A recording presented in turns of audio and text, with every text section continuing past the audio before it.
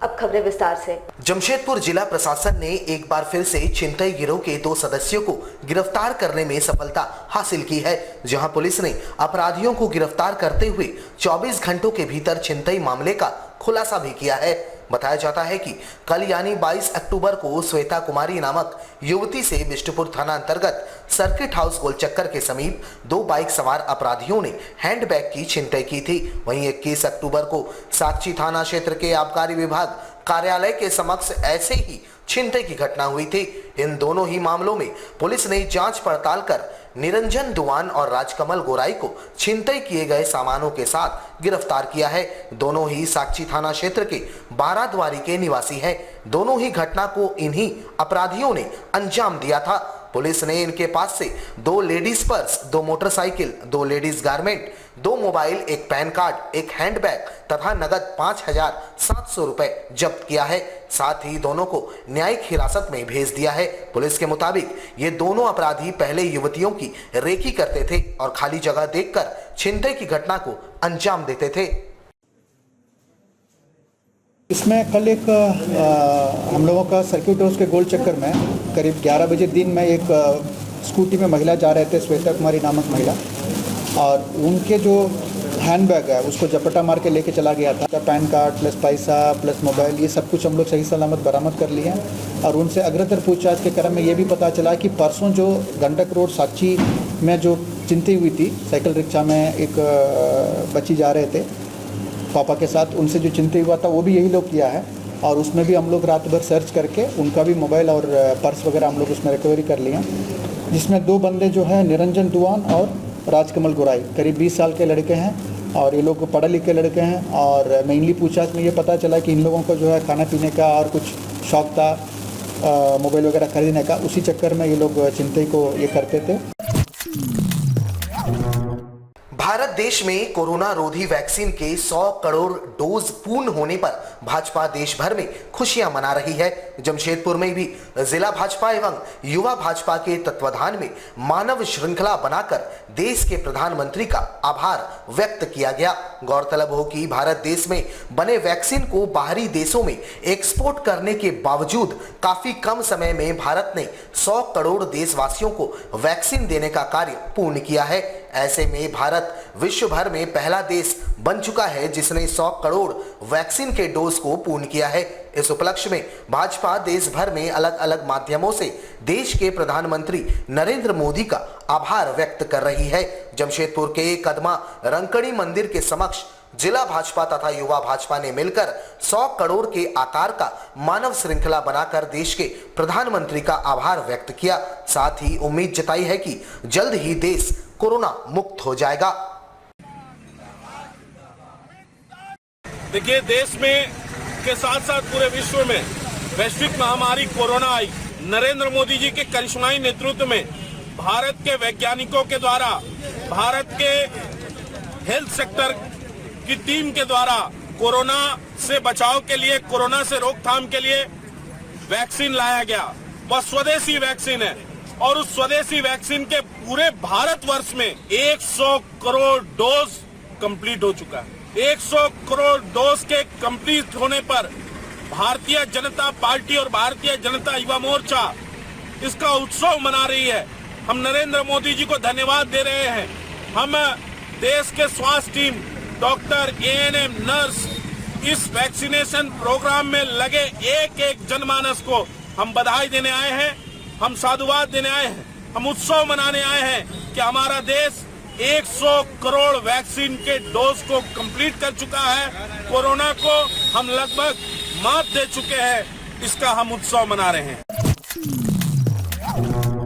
सिद्धगोड़ा थाना क्षेत्र के बाबूडी नदी घाट पर डूबे नितिन का शव शनिवार की देर शाम को एनडीआरएफ की टीम ने बिरसा नगर के लुपुंगडी से बरामद किया है। शव बरामद करने के बाद परिवार के लोगों को इसकी जानकारी दी गई। इसके बाद शव की पहचान परिजनों ने कर दी। नितिन गोलमुरी गाड़ावासा का रहने वाला था। शव बरामद होने से पहले ही परिवार के लोगों की हालत खराब थी। एनडीआरएफ की टीम ने जहां से शव बरामद किया है वह बाबूडी से 12 किलोमीटर दूरी पर है। इसके पहले शनिवार की दोपहर टीम ने आशीष का शव मोहरदास वनरेखा घाट से बरामद किया था। दोनों छात्र भुइयाडी के लाल भट्टा बाबूडी बस्ती घाट पर स्नान करने के लिए गए थे। इस बीच दोनों डूब गए थे।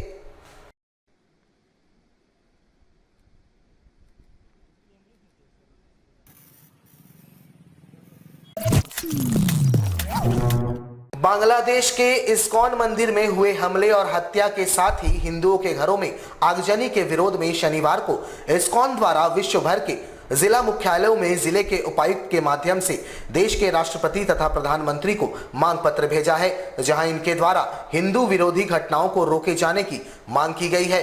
इसका समर्थन तमाम हिंदूवादी संगठनों ने किया है। जमशेदपुर जिला मुख्यालय में भी इन्होंने पहुंचकर जिले के उपायुक्त को मांग पत्र सौंपा है।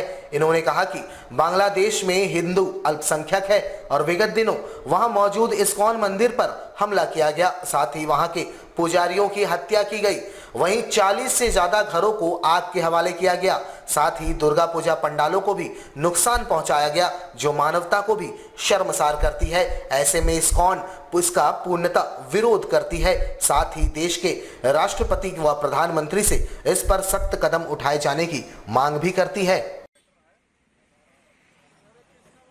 बांग्लादेश में जो इस्कॉन मंदिर में तोड़फोड़ हुई, इस्कॉन के पुजारियों की हत्या हुई और दुर्गा पूजा पंडाल में जो उन्होंने मारकाट मचाया, दुर्गा पूजा के समय में जो तोड़फोड़ किया, 40 हिंदुओं परिवारों के घरों को जो आग के हवाले किया गया, वो सब के विरोध में आज हम एकत्र हुए हैं और कुछ ज्ञापन जो संज्ञान में लाने के लिए हमारे माननीय प्रधानमंत्री महोदय और राष्ट्रपति महोदय के लिए डीसी साहब के माध्यम से ये लेटर वहाँ तक पहुँचाने का प्रयास है। विश्व में आज की डेट में ये हम विरोध प्रदर्शन इस समय कर रहे हैं। जमशेदपुर में women's football federation of India के एनुअल जनरल बॉडी मीटिंग का आयोजन शनिवार को किया गया, जिसमें विभिन्न राज्यों के महिला खिलाड़ी शामिल होकर अपनी परेशानियों को फेडरेशन के समक्ष रखा। वैसे विगत वर्ष कोरोना के कारण ये मीटिंग नहीं हुआ था और लगातार 2 वर्षों से कोरोना के कारण मैचों का भी आयोजन स्टेट और नेशनल लेवल पर नहीं हुआ है। मीटिंग में इन तमाम मुद्दों पर चर्चा की गई। फेडरेशन के चेयरमैन ने कहा कि महिला फुटबॉल से कई ऐसी महिलाएं जुड़ी है जो आर्थिक रूप से कमजोर है और इस कारण उन्हें काफी दिक्कतों का सामना करना पड़ता है। साथ ही 2 वर्षों से खेल भी बंद था, जिससे दिक्कतें और बढ़ गई। वैसे इन्होंने कहा कि छत्तीसगढ़ और उत्तर प्रदेश में आगामी दिनों में नेशनल लेवल का खेल होना है और फेडरेशन का लगातार ये प्रयास है कि यहाँ के खिलाड़ी बेहतर से बेहतर प्रदर्शन करें, ताकि खिलाड़ियों को इंडिया वुमेन्स फुटबॉल टीम में जगह मिले। साथ ही ओलंपिक्स में भी ये खिलाड़ी शामिल हो सके। बॉडी का एनुअल मीटिंग किया गया, क्योंकि 2 साल से जब से कोविड आया तब से मीटिंग हुआ है, तो आज अभी कुछ कम हुआ है। इसके लिए हम लोग मीटिंग बुलाए जनरल बॉडी का कि आगे का तैयारी किया जाए और बच्चे जो भी प्रैक्टिस में स्लो हो गए थे उसको आगे प्रैक्टिस करा करके और मैच कराया जाए। अलग अलग स्टेट में, जैसे कोरबा में हम लोग तैयारी कर रहे हैं। आज जो मीटिंग है उसका एजेंडा है कि कम से कम 2 से 3 मैच कराया जाए, जिसमें कोरबा है और फ्यूचर में बनारस का है, उत्तर प्रदेश का है। इसके लिए और आगे का जो आप सवाल कर रहे थे जैसे कि क्रिकेट का, हम लोग भी कोशिश कर रहे हैं कि बच्चे इसमें इसलिए नहीं आते कि हमारे सेक्रेटरी साहब सवाल का जवाब दिए कि फाइनेंशियल इसमें वीक होते हैं। तो इसमें बच्चे चूँकि खेलने के लिए बहुत सारा चाहिए, एनर्जी चाहिए और बहुत सारी सुविधा चाहिए, तो वो मिल नहीं पाता है। अभी हम लोग एजेंडा तैयार कर रहे हैं कि उसको कैसे पूरा किया जाए कि बच्चे अच्छे से खेलें और स्टेट लेवल, इंडिया लेवल और अदर जो हम लोग खड़ा हो सके, जैसे ओलंपिक हुआ उसमें हम लोग तैयारी करके जा सकें। जमशेदपुर में थर्ड जेंडर के हितों की रक्षा के लिए कार्यरत उत्थान सीबीओ संस्थान के द्वारा लगातार जिला प्रशासन से थर्ड जेंडर समुदाय के लिए अलग से कार्यालय सह सामुदायिक भवन की मांग की जा रही है, लेकिन जिला प्रशासन या जुस्को प्रबंधन इनकी एक नहीं सुन रही है। इस संस्था के सदस्य अमरजीत के अनुसार लगातार विगत 1 वर्ष से अधिक समय से इनके द्वारा जिला प्रशासन, जुस्को प्रबंधन और राज्य सरकार से अलग से सामुदायिक भवन थर्ड जेंडर के लिए आवंटित करने की मांग की गई है, लेकिन इनकी सुनने वाला कोई नहीं है। जनप्रतिनिधियों के पास भी ये दौड़कर थक चुके हैं, लेकिन वहां से भी निराशा ही हाथ लगी है। इन्होंने कहा कि अगर इन्हें इनका अधिकार से वंचित किया जाता है तो आगामी दिनों में थर्ड जेंडर के द्वारा आंदोलन कर अपने हक को छीन लिया जाएगा। झारखंड में अपने समाज के लिए कार्य करते हैं, जो हम सरायकेला, खरसुआ, चाईबासा, रांची और जमशेदपुर में कार्य करते हैं। जमशेदपुर में हमारा स्थायी ऑफिस नहीं है। अब बताइए कि हमारा समाज, जिसको 2014 में सुप्रीम कोर्ट ने एक अलग अधिकार दे दिया तृतीय बोल करके, लेकिन आज झारखंड में हमारे लिए एक जगह तक नहीं है। अगर समुदाय की बात करते हैं तो महिलाओं के लिए सामुदायिक भवन है, पुरुषों के लिए बहुत कुछ है, लेकिन हमारे जेंडर के लिए क्या है? सरकार हमारी नहीं सुनती, सरकार के जो लोग बैठे वो हमारी नहीं सुनती। हम किसके पास जाएं? हम यहाँ जमशेदपुर के जिला उपायुक्त से कई बार मिले, हमने उनको पत्र दिया, लेकिन हमारी सुनवाई आज तक नहीं हो पाई। तो बताइए हम अपने समुदाय के लिए कहाँ पे कार्य करें? तो फिर लोग बोलते हैं कि किन्नर मांगते हैं, किन्नर ये करते। अरे भाई, हमारे लिए तो कोई साधन नहीं है। अगर आश्रय गृह की बात करेंगे, महिलाओं के लिए आश्रय गृह है, पुरुषों के लिए आश्रय गृह है, लेकिन तृतीय समुदाय के लिए आश्रय गृह नहीं है। जब हमें घर से निकाला जाता है तो हम कहाँ जाएंगे? कि क्या करेंगे? हमें लोग हमेशा यही कहते हैं कि अपने बल का प्रयोग कीजिए, और हमारे लोग करते हैं तो हम फिर वही करेंगे, अपने समुदाय का बल का प्रयोग करेंगे, और फिर जो चीज़ें हमें अधिकार से नहीं मिल रही थी उसको हम छीन लेंगे। जमशेदपुर की प्रतीक संघर्ष फाउंडेशन की नई वेबसाइट का लॉन्चिंग राजधानी रांची में झारखंड पुलिस के डीजी आईपीएस अनिल पाल्टा एवं झारखंड सरकार के CCF vigilance IFS eighty Mishra ने संयुक्त रूप से किया। मौके पर फेडरेशन के निर्देशक अरिजीत सरकार समेत तमाम पदाधिकारी मौजूद रहे। वहीं इस दौरान झारखंड सरकार के निर्देशों को अक्षरशः पालन करवाने तथा राज्य में कोरोना को नियंत्रण में रखने में अहम भूमिका निभाने वाले राज्य के तमाम आला अधिकारियों को फाउंडेशन ने युग नायक सेवा सम्मान से सम्मानित किया। वहीं तमाम अधिकारियों ने भी फाउंडेशन के प्रयासों की सराहना की, साथ ही शॉल ओढ़ाकर पदाधिकारियों को सम्मान दिया।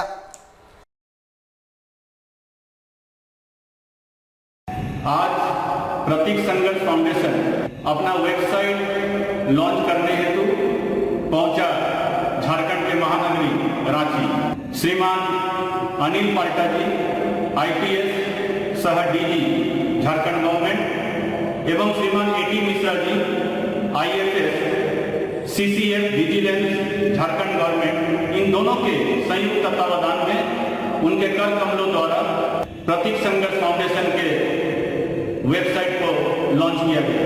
तत्पश्चात सभी के जज्बे को सलाम करते हुए आज कुछ विशेष पदाधिकारियों को भी यह अवसर प्राप्त हुआ प्रतीक संघर्ष फाउंडेशन को कि उन सभी को सम्मानित करने का ये सुनहरा दिन भी प्रतीक संघर्ष फाउंडेशन के नाम रहा।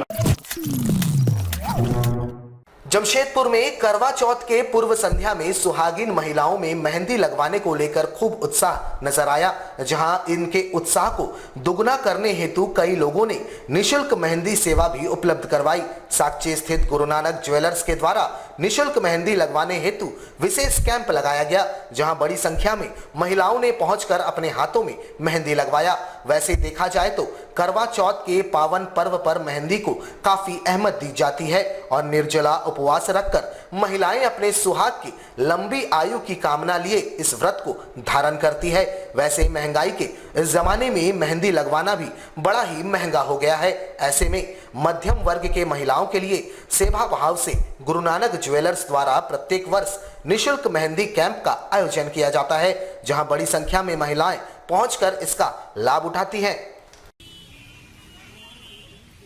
मेहंदी इसलिए लगा रहे हैं क्योंकि सब कल करवा चौथ का व्रत है और सारी सुहागनें आती हैं, और ये गुरु नानक ज्वेलर्स की तरफ से ये हमें हर साल मतलब मेहंदी का प्रोग्राम रखवाते हैं और सारी लेडीज हम लगवाने के लिए आते हैं। ये फ्री ऑफ कॉस्ट है और ये इन्होंने स्टार्ट किया पूरी मार्केट में पहली बार कि हम लोग जो नहीं लगवा पाती थी लेडीज से वो भी फ्री में और पूरे भर भर के बहुत ही खूबसूरत मेहंदी लगवाते हैं। बहुत सारी लेडीज क्या होता है ना, मेहंदी लगवा नहीं पाती है। करवा चौथ का बहुत ये शुभ अवसर है जिसमें सबसे इम्पोर्टेंट है मेहंदी लगवाना। पर क्या होता है ना, मेहंदी लगाने वाली अवेलेबल नहीं होती या उन्हें मिल नहीं पाती है, तो हमने एक इनको बात के लिए हम बीच में ज्वाइन किया इनको और सबको सुविधा दी है कि आप निःशुल्क आकर लगवाइए। और सबसे बड़ी बात ये है ना कि यहाँ पर लेडीज आती है, दिन भर एंजॉय करती हैं। हमारे पास काफी अच्छा ग्राउंड क्लियरेंस है जहाँ लोग एंजॉय कर पाते हैं। इसमें हम चाहेंगे कि ये साल, पिछले साल से हमने कंटिन्यू किया है, ये साल भी कंटिन्यू किया है और आगे भी कंटिन्यू करते रहेंगे। और इस इवेंट को हम और एक बड़े स्तर पर लेकर जाकर करने की कोशिश कर रहे हैं आस्ते आस्ते, जिससे हमारे सारे कस्टमर बहुत खुश हैं। हमारे साथ लगातार जुड़े रहने के लिए आप हमें YouTube पर जरूर सब्सक्राइब करें। आज के लिए बस इतना ही। कल आपसे फिर मिलेंगे कुछ नई खबरों के साथ। तब तक के लिए AMG न्यूज़ की पूरी टीम को दीजिए इजाजत। नमस्कार।